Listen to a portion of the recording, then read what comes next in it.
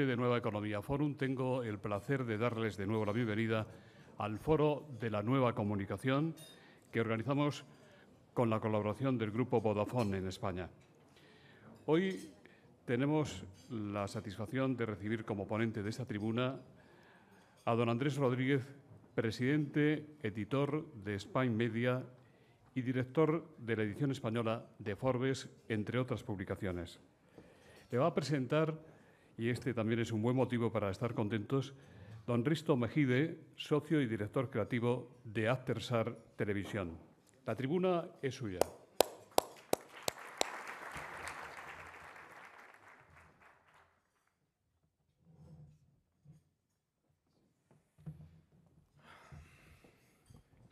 Bueno, buenos días. Gracias por estar aquí. A ver, Andrés, aparte de amigo, de vez en cuando, como todos los amigos, te hace alguna mala pasada, y esta es una de ellas.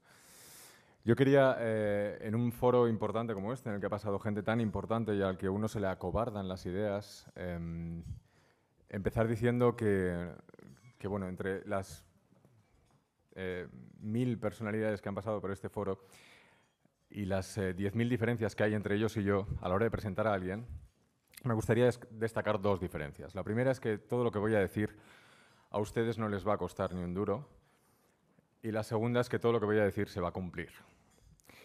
Dicho esto, Andrés Rodríguez, compartimos, aparte de muchísimas aficiones, tres características que creo que son fundamentales en la revista y en la cabecera de la que les va a hablar. La primera característica, sin duda, es pasión. Yo creo que nada importante se ha hecho en la vida sin pasión. Y Andrés, sin duda, es un claro ejemplo de ello. La segunda característica, suena muy pretencioso decir que uno lo tiene, yo prefiero decir que somos adictos al talento. Creo que es una gran oportunidad el hecho de montar una empresa para rodearte del talento que tú admiras y del que puedes aprender. En eso Andrés también es un maestro. Y la tercera característica, me van a perdonar, pero yo a veces, como soy de barrio, soy demasiado soez, son los huevos. Tener los arrestos para, en un momento como este, en un entorno económico como este, y en una industria especialmente castigada, ponerte a emprender en un formato que es el papel, traerte una cabecera de Estados Unidos, convencer a la gente allá para editarla aquí. Yo creo que Andrés es el principal protagonista, enseguida les dejo con él, pero a mí me gustaría que cuando él hable, cuando él les esté explicando la experiencia de Forbes, todos, de alguna forma, veamos qué compartimos de esas tres características. Yo creo que aquí hay un gran aprendizaje de un gran emprendedor y luego también una persona que se jacta de tener amigos como yo. Yo sé que antes había llamado a Belén Esteban y Belén Esteban le dijo que no. Y al final me llamó a mí, cosa que estoy encantado. Nada más, muchísimas gracias, buenos días y espero que lo disfruten. Con ustedes, Andrés Rodríguez.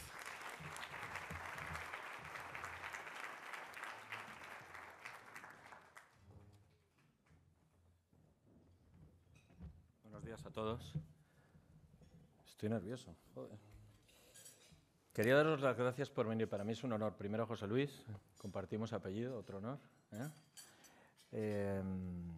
No estaba en mi sueño al montar la editorial tener un aforo con gente a la que admiro tanto como la que hay aquí. Aquí hay grandes profesionales del mundo de la comunicación, como vosotros sabéis.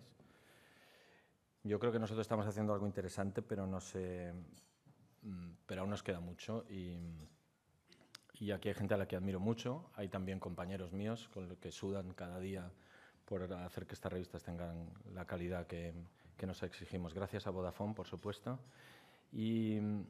Y gracias a Risto, que que yo creo que es uno de los grandes polemistas de este país y uno de los grandes comunicadores, y con el que comparto pasión por la comunicación, ¿no? Entonces me hacía mucha ilusión que viniera, además porque los dos hemos sido jurados de Operación Triunfo. A mí me echaron, pero continuaba.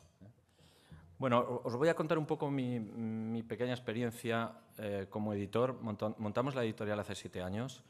La editorial se llama Spain Media y no tiene mucho secreto. Es una pequeña editorial que trabaja las licencias de 3 grupos editoriales muy importantes, de Hearst, de Carco Media, un grupo americano de Los Ángeles, y ahora de la familia Forbes. Montamos la editorial mi hermano pequeño y yo hace 7 años, después de unos años muy fructíferos en el Grupo Prisa, en los que aprendimos mucho. Y alguna de las cosas que aprendí fue que muchas veces pactar las decisiones editoriales con los directores financieros no conduce a nada, ¿no? También aprendí que si las revistas no son rentables, o los medios de comunicación no son rentables, no son independientes, ¿no? Entonces, montamos la editorial hace 7 años olisqueándonos la revolución o la reconversión industrial del sector. Yo creo que es algo que no hace falta que explique. El sector del print, el sector del papel, no es que sufra una revolución industrial, es que se ha dado la vuelta varias veces, está siendo revolcado continuamente por el formato digital, pero también por la caída de la publicidad.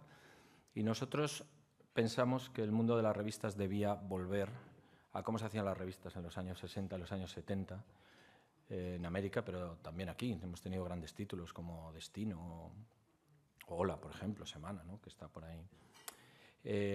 Aquellas revistas se hacían con un folio en blanco, grandes ideas, no había teléfonos móviles, no había fax, no había máquinas de escribir con suerte, y aquellas revistas conectaban con la audiencia y le gustaban a los anunciantes, ¿no? En medio tuvimos una gran expansión, tuvimos un exceso de dinero, en mi opinión, que hizo que los editores y las empresas se relajaran demasiado, engordaran, cogieran peso y acabaran con estructuras demasiado grandes, ¿no? Decidimos rehipotecar nuestras casas para hacer que Squire fuera una revista importante en España. Nos dijeron que no podíamos hacer revistas masculinas si no utilizábamos el sexo como reclamo. Decidimos hacer una revista heterosexual sin usar el sexo como reclamo para vender revistas. Y hoy Squire, después de 6 años, es la revista de referencia en el sector masculino, en el nicho masculino y en el sector de estilo de vida. Somos el número 1, siguiendo un argumento que para mí es muy definitivo, y es que es mucho más importante tener influencia que tener audiencia. Y esto sé que puede sonar un poco extraño y puede quizá no valer para todo el mundo. Pero si lo pensamos, yo creo que es mucho más... Uno se fía mucho más de un amigo que le recomienda una película que de una campaña de 300 millones de euros con los mejores GRPs seleccionados. Influencia respecto a audiencia. Nosotros en Spain Media normalmente repetimos un mantra que es afinidad. Tenemos que estar cerca de nuestros lectores, tenemos que ser afines a los lectores, entonces seremos un medio de referencia para ellos, y tenemos que ser afines a los anunciantes, entonces sabremos cuál es su problema, qué necesitan y si nuestro medio les puede ayudar en algo, ¿no? No soñábamos con Squire convertirnos en el número 1, la verdad, nos bastaba con sobrevivir. Hoy Hearst, porque obviamente todas nuestras revistas son licencias, son contratos de licencia. Hoy Hearst utiliza el Squire español y el modelo de Spain Media en todo el mundo, aunque tiene 32 Squire en el mundo, lo utiliza para explicar cómo se puede editar en mercados, ellos lo llaman mercados maduros, es un eufemismo de mercados difíciles o muy complicados. Y en estos 7 años fuimos aumentando nuestro portfolio, hemos ido aumentando nuestro portfolio hasta hacer un portfolio bastante coherente en el que hay muchas cosas en común, como que nos dirigimos a la alta gama, que estamos en el estilo de vida, y tenemos un portfolio que comienza con Squire en el hombre, continúa con Robb Report, que es la revista del mundo del lujo, la revista de la buena vida más importante del mundo, americana. Para que tengáis una referencia, es lo que es el How to Spend It o fuera de serie en formato semanal, es Robb Report en formato mensual. Tuvimos la suerte de que nos dejaran editar Harper's Bazaar. Llevamos publicándola 3 años. Harper's Bazaar es la primera revista femenina del mundo. Durante 30 años se publicó sin que Vogue hubiera aparecido en los kioscos, algo que ahora nos sorprende. Y para entender ahora mismo el mercado femenino ya no se puede comprender sin Bazar.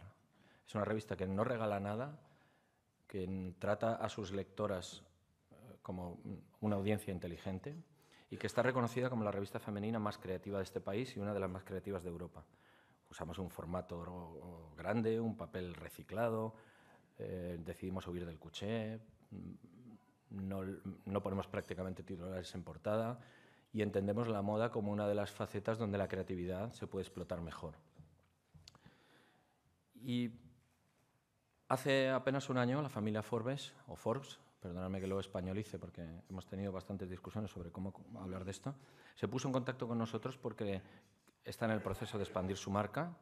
Tienen 26 ediciones, pero en el próximo año anunciarán hasta 40 países.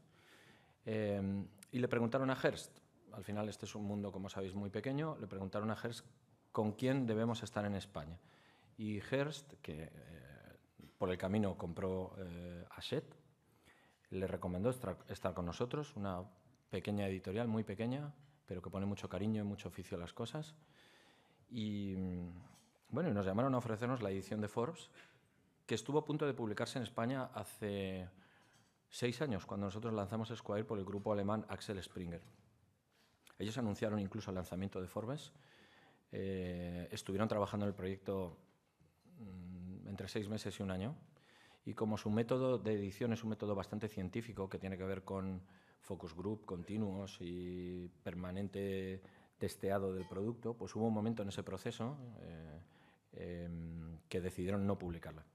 Eso pasó hace 7 años y nuestro método de edición es exactamente el contrario. Tiene que ver con las tripas, con lo que nos dice la nariz en nuestra pequeña editorial boutique. Y al principio contestamos que no, la verdad, que le dijimos a Forbes que ahí no se nos había perdido nada, que la prensa económica estaba sufriendo muchísimo, bueno, que el país sufría mucho, la prensa económica sufría mucho y las revistas económicas realmente estaban pasándolo muy mal, ¿no? Ellos ya tenían la respuesta lista. Dijeron, nosotros publicamos la revista en 1919, en pleno crack, en plena depresión. Cuando un país va peor es cuando hay más gente interesada en saber qué pasa con la información económica. O sea, sabían lo que yo iba a contestar y tenían el latiguillo preparado, ¿no? Aquello que me pareció al principio pues un puro argumento de estrategia para sumar un país más, pues luego empezamos a meditarlo y pensamos que realmente no se habla de otra cosa en este país, para nuestra desgracia, que de la economía y cómo nos está afectando, incluso a nivel político, ¿no? Y que en todos los estratos sociales, desde los catedráticos a los periodistas especializados hasta la vecina de abajo, todo el mundo habla de economía, cada uno a su nivel, aunque sea a nivel doméstico o de macroeconomía, y que la gran referencia en el mundo es Forbes. Obviamente The Economist está muy bien y el Financial Times, faltaría más, pero en formato revista, Forbes es la gran revista. Y entonces nos paramos a pensar y nos fuimos liando, ¿no? Porque pensamos que nosotros sabemos hacer revistas, que tenemos a los grandes anunciantes del mundo en nuestro portfolio. Bueno, nos falta Hermès, ¿eh? Lo digo por si ya no sabemos qué hacer con ellos, ¿eh? Pero nos falta Hermès. El resto los tenemos a todos, con más o menos profundidad y con buena relación, la verdad. Y que si teníamos este portfolio de anunciantes que había confiado en nuestra editorial y en nuestras cabeceras, y sabíamos hacer revistas, y además somos empresarios, y Forbes es una revista de empresarios, pues esta revista nos iba, yo creo que, a aportar grandes oportunidades. Por ejemplo, estar hoy aquí, ¿no? ¿Cómo es el Forbes, Risto, me dejas? Perdona. ¿Cómo es el Forbes que...? Y entonces decidimos aceptar, y hace 3 meses que estamos publicando esta revista en el kiosco, que es nuestra 4ª revista, y estamos, la verdad, que muy, muy satisfechos y muy ilusionados con el proyecto. Desde el primer momento decidimos hacer un Forbes que todo el mundo entendiera. Yo soy el editor y el director de la revista. Significa que vigilo los números y a la vez reviso los pies de foto. Es decir, controlo desde el barniz hasta las campañas de publicidad, ¿no? Para posicionar el producto. Y nosotros decidimos hacer un Forbes que todo el mundo pudiera entender, porque consideramos que el nicho de revistas económicas no es suficiente para que esta revista sea rentable. Y si no es rentable, pues no volveremos aquí a explicaros el proyecto, ¿no? Y en segundo lugar, decidimos que esta revista fuera imprescindible. Imprescindible para entender este país y para entender la economía de este país. Para eso necesitamos tiempo. Y para que sea imprescindible necesitamos que la entienda gente que normalmente no compra revistas económicas. Supongo que mucha de la gente que estáis aquí no sois habituales compradores de revistas económicas por la pequeña difusión que tienen. Y hemos hecho una revista donde la economía es la materia prima, pero los protagonistas son los empresarios. Nosotros creemos que un empresario es un aventurero. Es alguien que vive una aventura, tiene un sueño, se le mete una idea en la cabeza y cree que con esa idea va a hacer dinero y la va a sacar adelante. Si saca esa empresa adelante, fijaros el significado de la palabra empresa, se puede aplicar a los grandes conquistadores del Amazonas, ¿no? o los que querían divulgar la religión o hacer proselitismo, ¿no? La empresa es un proyecto y una aventura, y también es una SL o una SA, ¿no? Si un empresario se le mete una idea en la cabeza, la saca adelante y obviamente consigue rentabilidad, volverá a invertir el dinero en su siguiente idea, en su siguiente proyecto, porque en ese momento está envenenado de sus ideas, piensa que sus ideas van a ir adelante. Esta no es una revista de ricos, aunque todo el mundo conoce las listas de los hombres más ricos del mundo, ¿no? Incluso alguien el otro día me comentaba que conocía las listas, pero no conocía la revista, ¿no? Que es el mundo al revés, ¿no? No es tampoco la edición americana una revista de los hombres más ricos, porque la riqueza para nosotros no es un valor en sí mismo. Lo que es un valor es la aventura de emprender, la aventura de utilizar esa riqueza en crear proyectos. Y creo que en este país todo el mundo estamos hablando de esto estos días y estamos hablando de las dificultades que el tejido político y el tejido empresarial le está poniendo a los emprendedores. Entonces me parece que Forbes tiene el mejor caldo de cultivo para que sea una revista importante en este país, ¿no? Por supuesto haremos listas, no sé si haremos listas de los hombres más ricos, aunque sí me gustaría comentar que también hemos tenido la suerte y la casualidad de que cuando lanzamos la revista, Forbes América publicó la lista de los hombres más ricos hace 3 meses, en la que Amancio Ortega estaba en el número 3. Me gustaría pedirle, obviamente, a Amancio Ortega que nos diera una entrevista, igual que Hermès que se anuncie, porque pedirle a Amancio Ortega que se anuncie parece más complicado, ¿no? Y me gustaría comentar que en aquella lista, yo creo que no nos fijamos en una cosa, y es que Amancio Ortega estaba en el número 3, en el número 1 estaba Carlos Slim, las 2 personas son hispanohablantes, y esto yo creo que es muy importante, no a corto plazo, pero sí a medio plazo. Y el siguiente español en la lista es Rosalía Mera, en el puesto 150 y no recuerdo. Es decir, que el proyecto de Inditex, que es un proyecto increíble y del que todos debemos estar muy orgullosos, colocaba a Amancio Ortega en el 1 y también al 2 en la riqueza, ¿no? Española. Luego aparecía en Mango el resto de los proyectos, ¿no? Quería comentar también que no pensamos solo en los lectores. Nosotros estamos pensando todo el día en los anunciantes, todo el día. Trabajamos como una agencia de comunicación, trabajamos como una central de publicidad. Una de nuestras frases favoritas es sentarnos delante de un anunciante y decirle qué necesitas, en qué podemos ayudar. ¿Podemos dar alguna idea? ¿Podemos usar nuestras revistas para comunicar algo? Nosotros vivimos de la prescripción.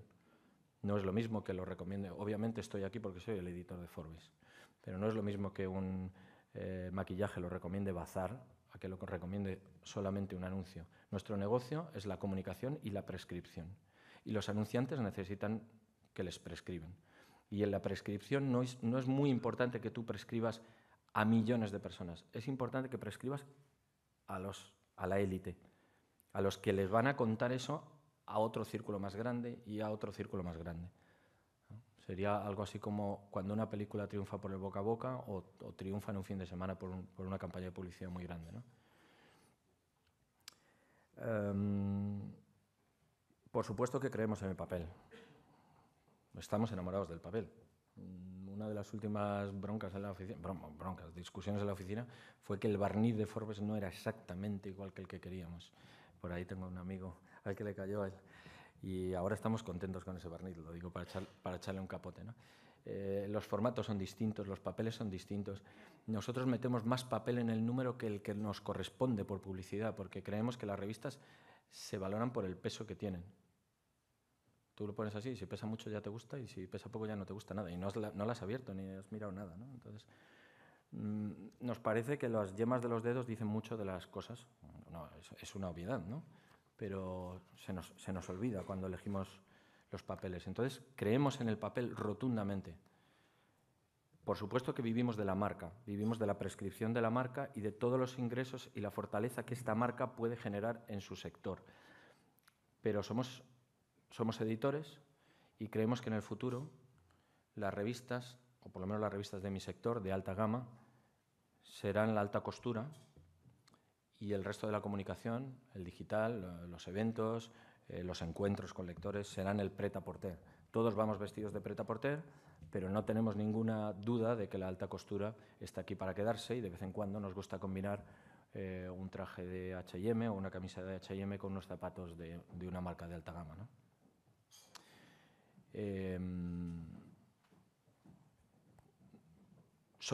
Quería contaros también que somos muy ambiciosos. En el término, yo creo que más positivo del proyecto, que como emprendedores tenemos que ser ambiciosos. Estamos buscando el mejor talento posible. Yo creo que mi editorial tiene gente con muchísimo talento. La prueba es que nos lo roban a menudo. Creo que uno de mis trabajos es encontrar gente con talento constantemente. Eso es difícil, no porque no los haya, sino porque el día a día te va aislando de la realidad y el talento cada vez es más joven. Nosotros, el talento no tiene edad, no creemos que la persona más antigua o con el mejor puesto sea quien tenga que tener la mejor idea. Esto parece obvio, pero en muchas empresas las ideas están jerarquizadas, ¿no?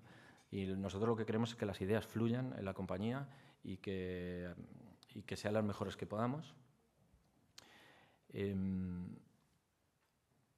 Y cuando digo que somos ambiciosos en convertirnos en una editorial de referencia en este país si quieres trabajar con el estilo de vida, que creo que hemos conseguido bastante, en ser comunicadores, en que Forbes sea una cabecera con la que tienes que trabajar si quieres llegar a los grandes influyentes del país, como lo es Esquire y como lo es Bazar. Necesitamos tiempo, necesitamos que se lo contéis a todos vuestro círculo de alrededor, que probéis la revista, que estoy seguro que todavía no la habéis probado, porque eso tiene un tiempo, que la ojeéis, que os la llevéis a casa.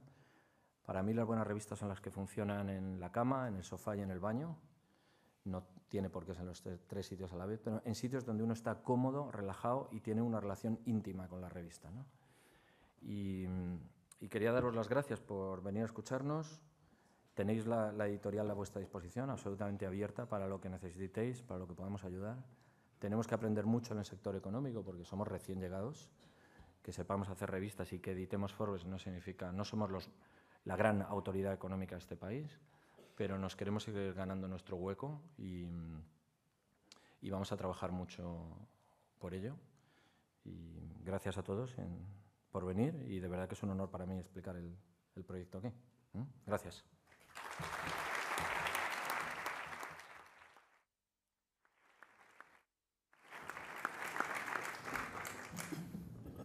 Muchas gracias, Andrés. Muchas gracias, Risto. Pues vamos a empezar ya con las preguntas.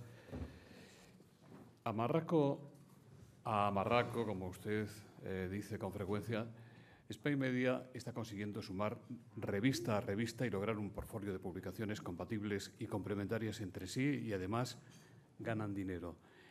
El truco o uno de los trucos es tener una estructura pequeña y no demasiado costosa, justa para traducir, adaptar los contenidos originales, incorporar no demasiados contenidos locales, darle un estilo distinto y comercializar la publicidad.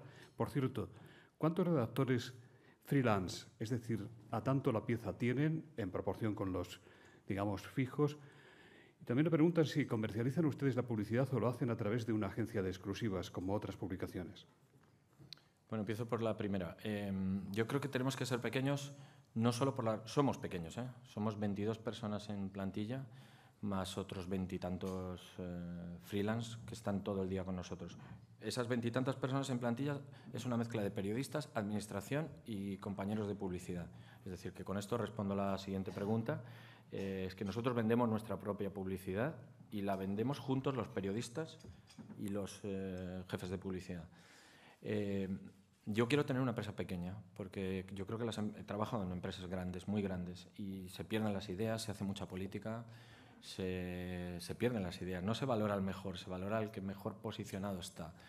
Y yo pongo el ejemplo de que tener una empresa pequeña es garantía, como el chiste este de los niños, que tú le cuentas una palabra al de al lado y cuando te vuelve la palabra es muy parecida a la que has contado. Y si el círculo es muy grande, te vuelve otra palabra completamente distinta. Entonces, somos una editorial muy pequeña, con vocación de ser pequeña, en gente, con la mejor gente posible, aunque tenemos marcas muy potentes. Y uno de nuestros éxitos, o no sé si es éxito, pero una de nuestras claves es vender la publicidad nosotros. Nosotros vendemos la publicidad directamente, sabemos cuándo tenemos que ceder en un descuento, sabemos cuándo a un anunciante le tenemos que hacer un favor, sabemos cuándo lo pedimos, que por pedir el favor lo tenemos que pagar. Y nuestros correos están en todas las revistas y nuestros teléfonos los tiene todo el mundo para que nos puedan echar una bronca o pedirnos el posicionamiento de una página. Y eso es muy... Nuestro negocio se basa en la afinidad y es muy imprescindible para esto, ¿no? Antonio de la Rosa le pregunta si ha encontrado ya el punto justo de tamaño de su compañía, de número de publicaciones, o serían mayores las sinergias si incorporara alguna revista más. ¿Cuáles son sus objetivos? Por ejemplo, una musical como Rolling Stone, revista que usted conoce porque la trajo a España en su época de prisa. ¿Por qué solo edita revistas americanas, ninguna europea? ¿Es porque los europeos aceptan peor la fórmula de franquicia o licencia? A ver, me he ido olvidando. Si he encontrado el tamaño de mi empresa, ahora mismo solo pensamos en rentabilizar Forbes y que Harper's Bazaar se convierta en el número 1 en mujer y seguir defendiendo nuestra posición de liderazgo con Esquire y pasarlo bien, y pasarlo bien, muy, muy importante. Se comunica mal si uno sufre, Respecto a por qué revistas, qué otras revistas en nuestro portfolio, no lo sé. Bueno, algo sé, pero están un poco más lejos de lo que creo que no solo para decirlo, sino para... Es como que acabamos de tener un bebé, no hablemos de tener otro bebé, que tenemos a uno reciente en casa y Forbes necesita mucho cariño. Y respecto a por qué revistas americanas, bueno, a mí personalmente las revistas americanas, esto tiene que ver con mi gusto. Creo que el momento dorado de las revistas está en América en los años 60 y 70, con Life, con Rolling Stone, con Time, que defiende todavía su posición con mucha fuerza, con Newsweek, que desgraciadamente ha desaparecido en papel. Hay alguna revista europea que me interesa. No tiene que ver con el modelo de licencias. El modelo de licencias es igual en todo el mundo y es un modelo muy fácil de entender, en el que un editor tiene la licencia para una cabecera durante un tiempo, como cualquier modelo de licencia, y durante ese tiempo paga dos variables que tienen que ver con la circulación. No es lo mismo vender 45.000 o 47.000 ejemplares, creo que tenemos de OJD en Bazar, que vender 1 millón, y tampoco con la cantidad de publicidad que vendas, ¿no? Aunque sí quería decir una cosa que no sé si me la van a preguntar, y es que creo que nuestro valor es darle vida a esta marca, llenar la marca de vida. Es decir, tener Forbes en España es buenísimo, es buenísimo. Si no lo llenas de la vida adecuada y conectas con tu audiencia, no vale de mucho. Yo creo que nuestro valor es eso. La presidenta de la Federación de Asociaciones de la Prensa de España, Elsa González, dice: la publicidad es uno de los elementos que permiten independencia, pero ¿está la verdad por encima de la publicidad en Forbes? David Roch dice: ¿cuál es la fórmula para mantener el equilibrio entre tener contentos a los anunciantes y no venderos a los ojos de los lectores? Vale, vamos con la primera. Yo creo que es del siglo pasado pensar que atender a un anunciante es mentir. No lo creo, porque eso significaría que el anunciante no solo me miente a mí, miente a sus consumidores, miente a todo el mundo, ¿no? Yo no lo creo. Yo creo que los anunciantes son generadores de información. Esto es obvio. Y bueno, yo estoy aquí con un publicista. Chanel está generando información cuando está poniendo a esta chica en la contraportada, pero le está cortando el pelo de una manera pseudo-punk. Esto es generar información. Obviamente está buscando negocio, ¿no? Y la segunda pregunta. Me parece que era la primera. ¿Cuál es la fórmula para mantener el equilibrio entre tener contentos? Bueno. Y la otra era la publicidad, es uno de los elementos que permite independencia. ¿Está la verdad por encima de la publicidad en Forbes? La fórmula para mantener contentos a los anunciantes y a los lectores es muy difícil. Yo creo que nosotros lo podemos hacer porque yo soy periodista. Yo soy primero periodista y luego empresario. Entonces, hay veces que me pongo la gorra del empresario y cuando en Harper Bazaar me ponen pegas para que salga un anuncio de Tampax, yo digo, un momento. ¿Qué problema tenemos con Tampax? No tenemos ningún problema. Pero a veces me tengo que poner la gorra de periodista y tengo que defender el producto porque en cuanto al producto deje de ser deseable, los anunciantes se van como las ratas del barco, ¿no? Entonces, yo la verdad que no creo que haya ninguna dicotomía entre información publicitaria y información de contenidos. El que fuera presidente de la Asociación de la Prensa de Madrid, Fernando González Urbaneja, que te conoce muy bien. Mucho. Con micrófono, por favor. Me invita José Luis y lo hago con mucho gusto. Andrés y yo coincidimos en una misma casa, de esas donde las ideas se iban por las alcantarillas, teníamos tareas muy distintas, pero a los dos nos preocupaba la rentabilidad de lo que teníamos, que era el fundamento de la independencia, como dices. No, yo quería nada más preguntarte ¿cómo te gustaría presentarte en un acto como este dentro de 10 años? Es decir, ¿cuáles son tus aspiraciones? Y además, agradecerte que has venido hoy, no con la elegancia esa del pesimismo que se lleva ahora, porque si no vas pesimista no eres elegante, sino con la modestia de un señor que tiene una idea y un proyecto y le lleva adelante. Y en ese sentido, Andrés, enhorabuena. Gracias, Fernando. Sabes que te admiro mucho. Somos optimistas porque la vida es muy corta y mientras te dedicas a decir que todo va muy mal, se te van los días. Y porque lo peor que puede pasar, que sería una cosa bastante dolorosa, es que perdamos dinero y cerremos la empresa. Pero hay cosas mucho peores que esta, como estar enfermo. Es que si levantas el foco, el pesimismo se cae por su... Y somos, además de optimistas, somos agradecidos porque no soñábamos tener este foro, no soñábamos tener estos anunciantes, no soñábamos jugar a ser editores, ¿no? Y la verdad que me gustaría dentro de 10 años presentarme, un poco feo, pero como uno de los mejores editores de este país, en mi segmento. Eso para mí sería una alegría, sería un sueño. Hablando de futuro, ¿están dispuestos ustedes a vender la editorial si el precio les hace ricos para toda la vida? ¿Han tenido ofertas? Hay otra pregunta. ¿Qué grupo importante español? ¿Doy mi email o algo? Espera, que si no me olvido. ¿Estamos dispuestos? Yo qué sé. Si digo que no, voy a parecer un... Y si digo que sí...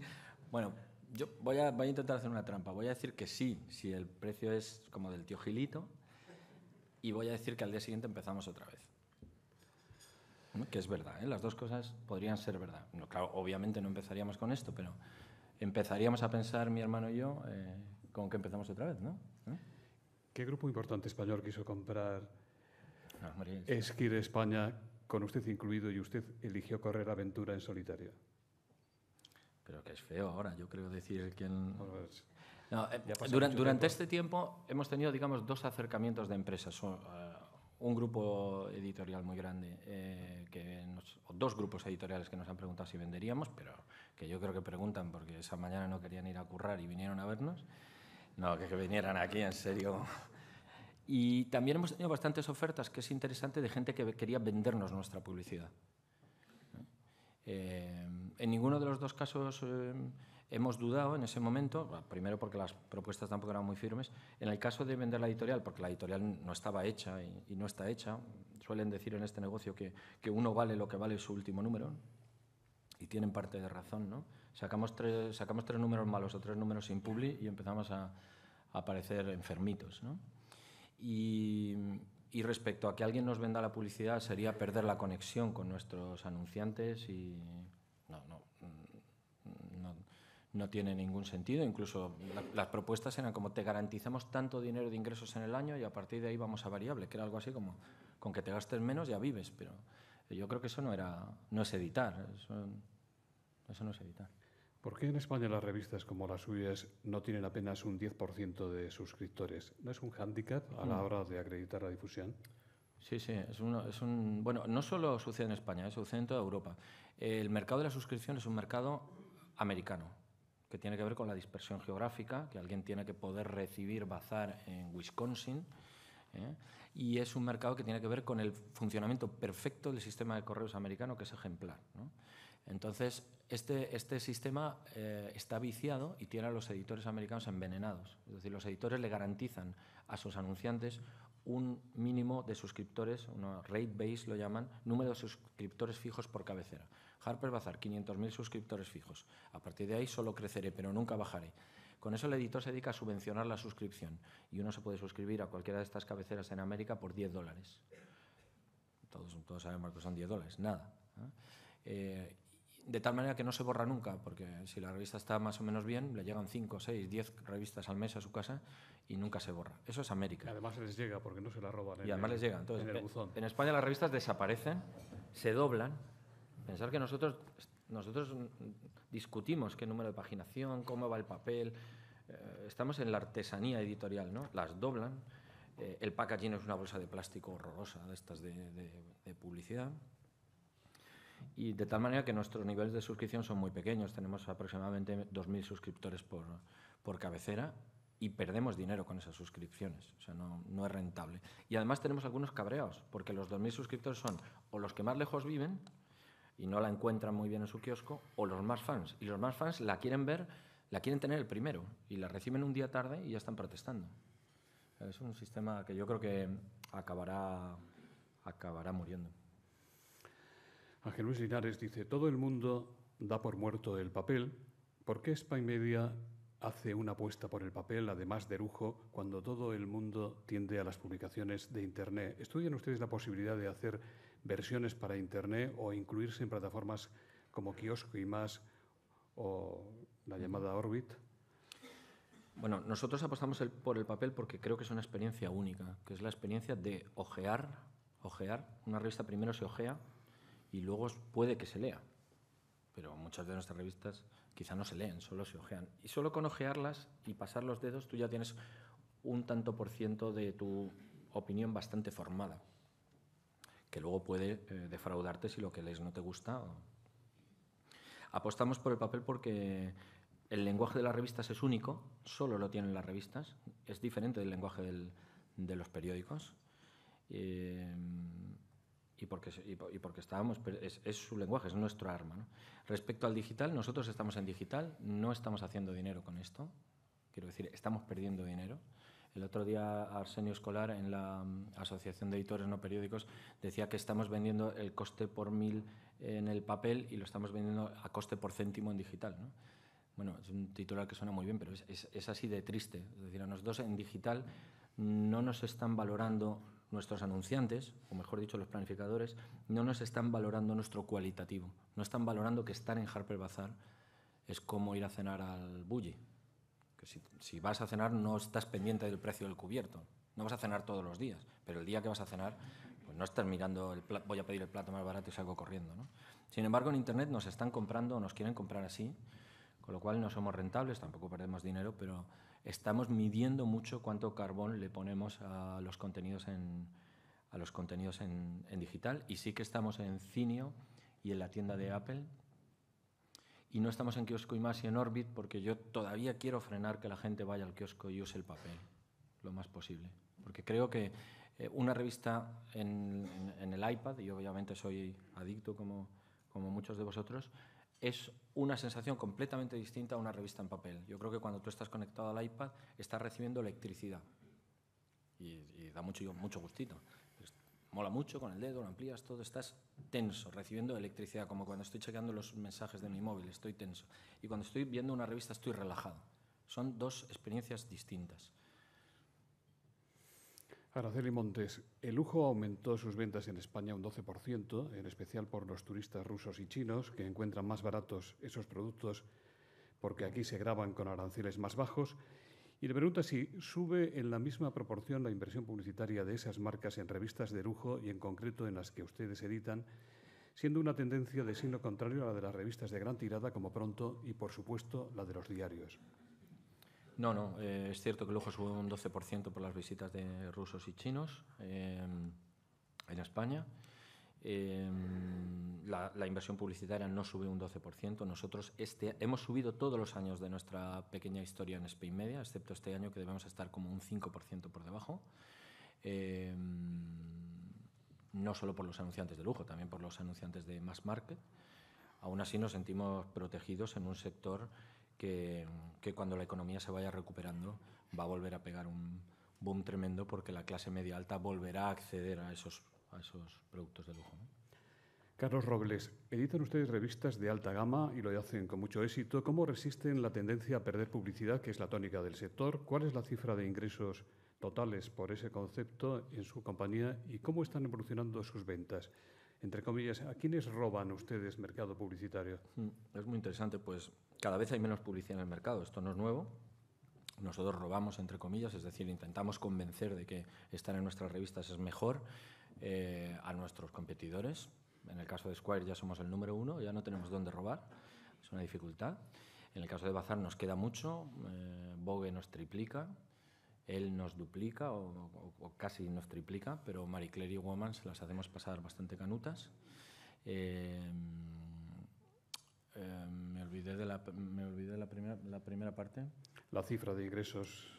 Nosotros tenemos una dependencia publicitaria en torno al 80% de la facturación de nuestra compañía y espero que estemos en torno a los 10 millones de euros. Somos una empresa muy pequeña.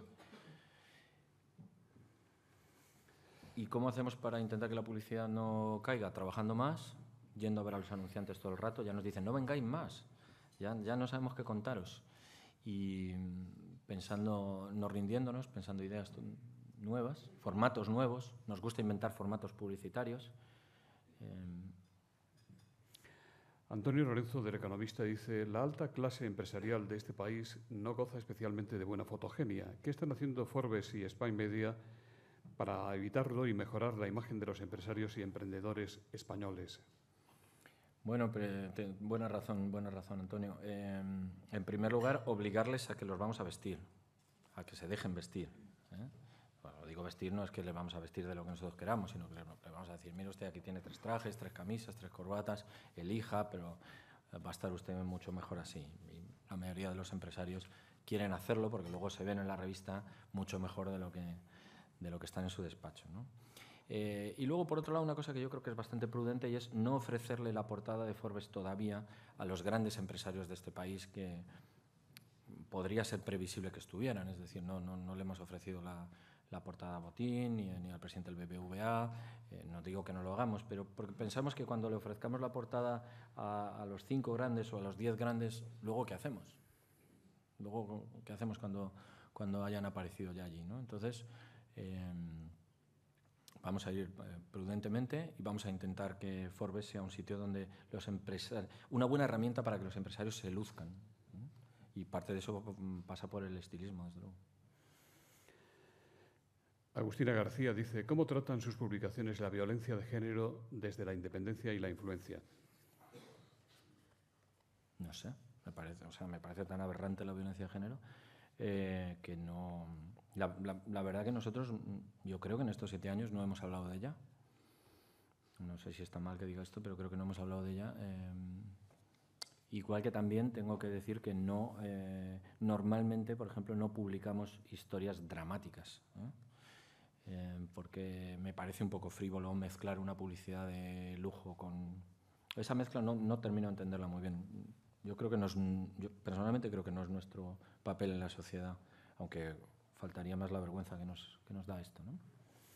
Francisco Astorga dice: Forbes está en 24 países y en muchos casos bajo la fórmula de franquicia, como es el caso de la edición española.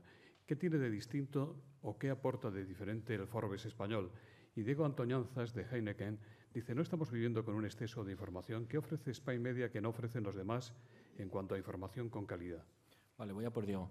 Yo creo que estamos completamente sepultados por la información. Yo tengo una palabreja por ahí que se llama Infonami, que es un tsunami de información. O sea, es tremendo. No le dejan a uno ni desayunar. Se levanta por la mañana y ya le sepultan los tertulianos. En este caso las noticias son malas, los políticos dando titulares que se inventan para dar el titular que tengo que dar este día. Estamos sepultados por información. Yo creo que nuestra pequeña aportación que desde luego somos una editorial muy pequeña, sería segmentar, editar. Editar es elegir. Es decir, esto no, esto sí, esto no. Y editamos bajo mi criterio y el criterio de mis compañeros en las revistas. Editamos. En esto no nos vamos a meter, elegimos, ¿no? Y la otra... ¿Qué distinto aporta de diferente? Bueno, ¿y qué distinto aporta Forbes respecto al resto de los 25 países? Nosotros estamos editados, o hemos editado Forbes entre Brasil, que apareció con la presidenta del país en portada, y México, que apareció con el presidente de México también en portada. Nuestra revista es la más cualitativa de todos los Forbes del mundo. Y no me refiero en especialización económica, sino como revista somos la revista más cualitativa. Recibimos constantemente mensajes de nuestros compañeros, del resto de los editores y de la familia Forbes, porque hemos cambiado el pie. Hemos convertido Forbes en una revista de estilo de vida económico. Puede que alguien diga, esto no es Forbes América, pero claro, es que no queremos ser Forbes América, queremos ser Forbes España. Y nuestros socios, que es la familia Forbes, pues están muy satisfechos con ese giro que le hemos dado al producto. Carmen Martínez dice, ustedes editan Esquire desde hace 6 años. ¿Cuál es el balance de esta publicación y el margen de contribución para Spy Media? Pues en este momento es la revista más rentable de nuestro portfolio, porque Bazar todavía le queda un recorrido tremendo, porque Esquire es el número 1, y el balance es increíble. Nos ha dado tanto gusto esta revista, la hemos hecho como nosotros queríamos hacerla, y en este momento Esquire España es el tercer Esquire del mundo. En este modelo de licencias y de desarrollo de cabeceras del mundo internacional, todos compartimos los contenidos. Es decir, cualquier editor de Esquire puede utilizar mis contenidos y yo puedo utilizar cualquier contenido de otra edición. De cómo utilizarlos es parte del juego de la edición, ¿no? Entonces, Esquire España se ha convertido en el tercer país en generar contenidos para la familia Esquire. Teniendo en cuenta que Esquire América es el 1, obviamente, y Esquire Inglaterra es el 2, pues no nos correspondía esa posición y, bueno, en términos cualitativos es una alegría, y también con esto nuestra relación con Hearst es mucho más estrecha porque desde España emitimos grandes contenidos para el mundo, ¿no? También le preguntan qué opina usted de la situación laboral de los periodistas en España, si se portan bien los editores o se han portado. Y también me preguntan si la figura de freelance a la que ustedes recurren es una forma de subempleo de los periodistas. Bueno, ¿qué opino? Que es una tragedia, ¿no? Soy periodista, ¿no? Obviamente. Me parece que eran 8.000 compañeros sin trabajo el año pasado, ¿no? Es un desastre. Estamos en una reconversión industrial y los trabajadores son las primeras víctimas de la reconversión de las empresas, ¿no? Es obvio.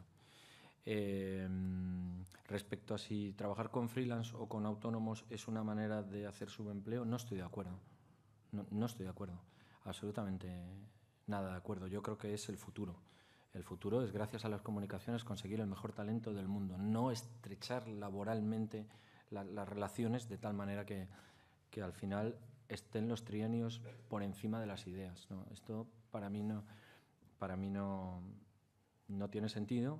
Y quería apuntar una idea. Yo creo que vamos hacia el autoempleo en todos los sentidos, incluso en la edición. Tenemos que generar nuestro propio puesto de trabajo, dejar de pensar que alguien nos va a contratar, y que nos va a contratar para toda la vida. Esto ya obviamente es una broma.